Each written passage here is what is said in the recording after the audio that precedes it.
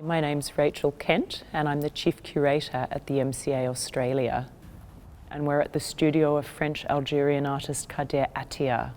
Now Kader lives and works between Paris and Berlin, and we're at his studio in Prenzlauer Berg, Berlin, which he's had for about 7 years now.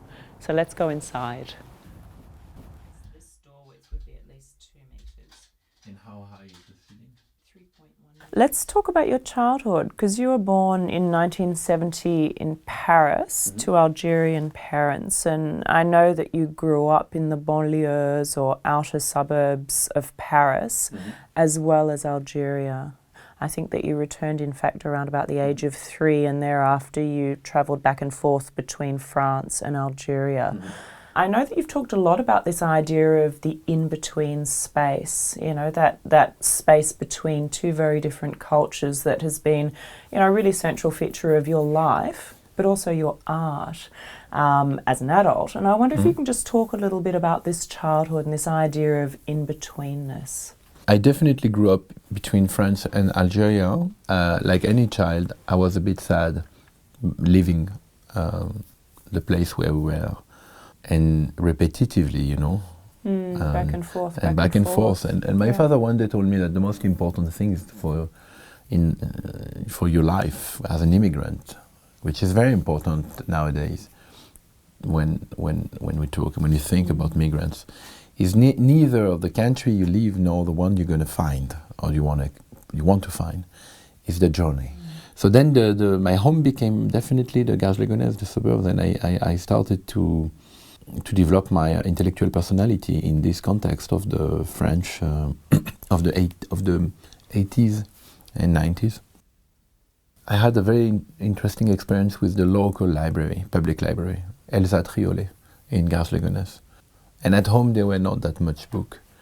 Most of the books were religious book, the Quran obviously, and magazines. So I started to go to and books of constructions, because my father used to build houses, and there I discovered first literature, novels.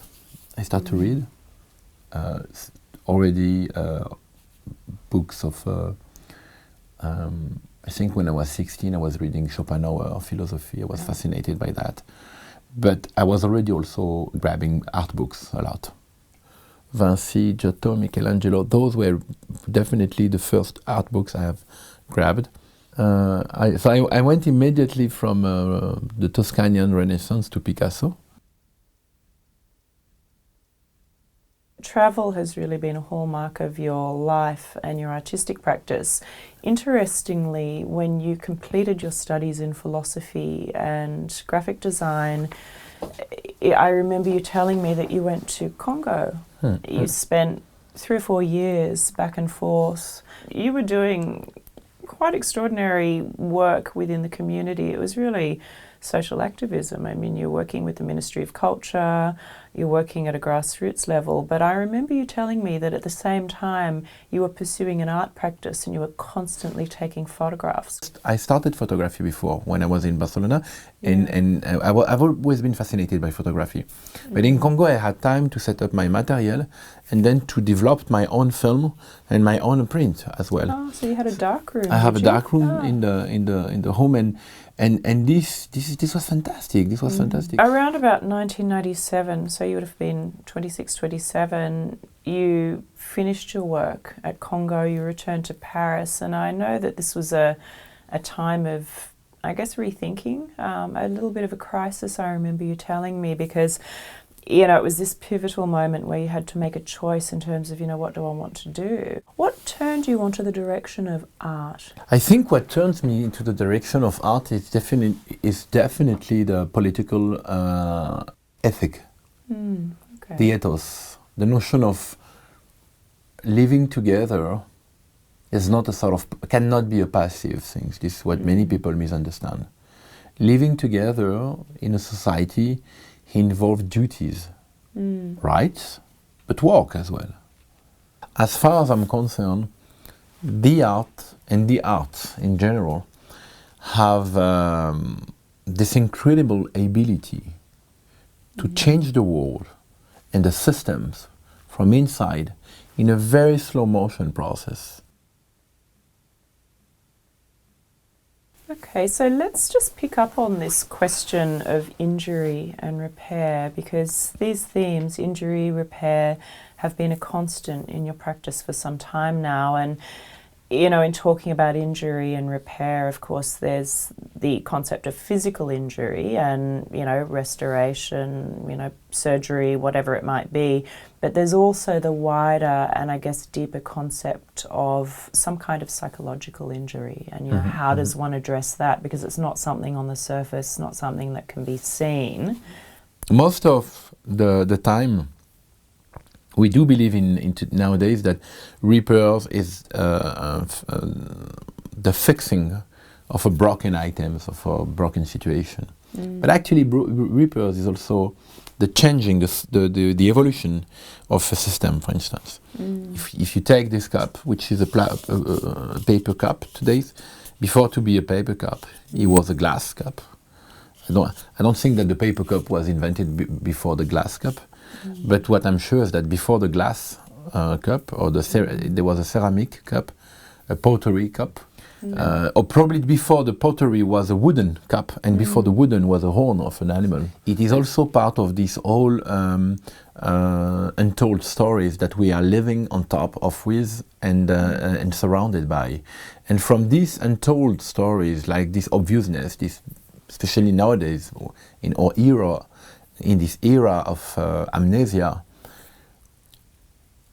we have to take care of these successions of state between anything that we are using or not, considering also the fact that probably the highest point of the repair is art, is creation, is motivated by this sort of instinct or agency that we have no idea, that is inside of us and probably outside of us, and pushing us constantly towards the future, toward a sort of determinist evolution, you know.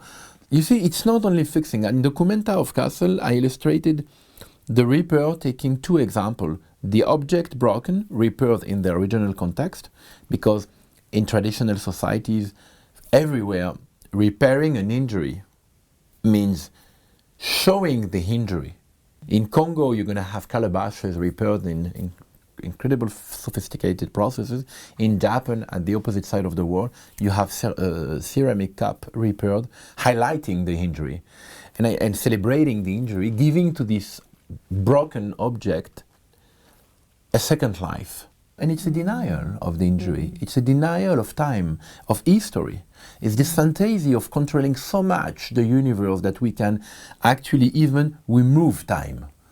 And I think the metaphor between the traditional object repaired roughly, illustrating by by the reparator person, hey, I repaired this. This is repaired. This object had a life, and it's still alive, and it has an history, and is living with its wrinkle, if I may. And then in the West, this obsession of removing the wrinkle. I'm interested by that. I think there's an interesting metaphor which polarizes tradition and modernity. In terms of taking these ideas out into the wider community, creating, you know, a space for discussion, just recently, in the last few months, you've actually opened a public space in Paris. It's called La Colonie. Just give us a little bit of insight into La Colonie and the kinds of discussions one can have in this space. Yeah, so La Colonie is first, it's important to talk quickly about the building. It's an interesting building which is structured that way. You have a first floor, which is a cafe, place, agora. You can have a drink, but you can also attend conferences or projection. A second floor, which is dedicated to the workshops and the conference. Here you can't come with your drink. It's a place where we think, it's a place where we walk. And it's fantastic. So many people came to talks and to share with the audience of the neighborhood. We are located in front of Gare du Nord, which is one of the most popular neighborhoods for migrants in Paris, in the 10th arrondissement. And people from the street, shyly at the beginning, but now start to get in and attend the conference. And I think this is exactly what La Colonie want to do as well. Want to build an agora to provide to the audience outside the social media or outside the mass media information that comes from the mouth of people who have been in touch and into this real. There were two refugees explaining what was the life in the jungle of Calais, you know? Mm-hmm. So I think the Colonie is also trying to repair this gap between the representation and the act.